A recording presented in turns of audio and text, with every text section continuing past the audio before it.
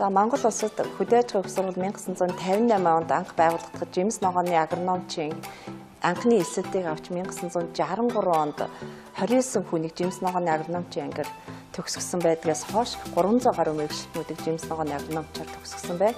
За Жимс ногооны агрономч нь болохоор судалгаа шинжилгээний ажлыг хийх, Жимс хүнсний ногооны үйлдвэрлэлийг удирдан явуулах, Монгол улсын хүн амын хүнсний аюулгүй байдлыг хангахад томоохон үүрэг гүйцэтгэдэг мэргэжилтнүүдийн нэг.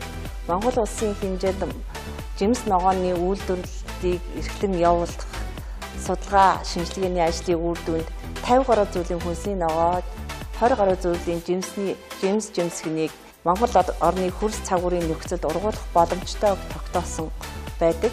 За Жимс ногооны агрономын мэргэжилтнүүд маань төр засгийн байгууллагын бодлого шийдвэрийг хэрэгжүүлэх үүсэт томоохон үүрэг гүйцэтгэж ирсний тод жишээ гэх юм бол Атрын 1, 2, 3 дугаар аян ногоо хувьсгал үндэсний хөтөлбөрүүд, Жимс жимсгэн хөтөлбөр, хүнсний ногоо хүлэмжийн аж ахуйн чиглэлийн төсөл хөтөлбөрүүдэд томоохон үүрэг гүйцэтгэж ирсэн. За өнөөгийн хүнсний аюулгүй байдлыг хангах, хүнсний ногоо Жимс жимсгэний үйлдвэрлэлийг сайжруулахад Жимс ногооны агрономчдын мэргэжилтэн маань томоохон үүрэг гүйцэтгэдэг.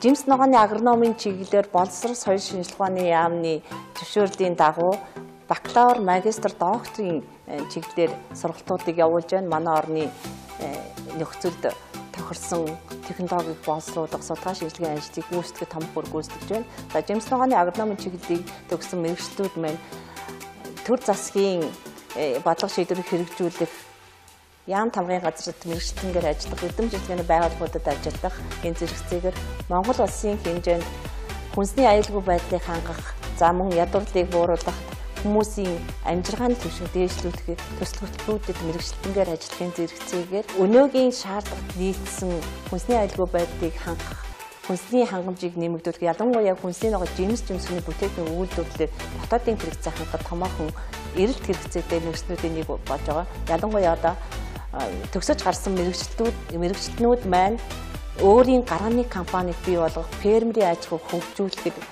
ихээхэн үүрэг гүйцэтгэдэг мэргэжилтнүүд юм аа.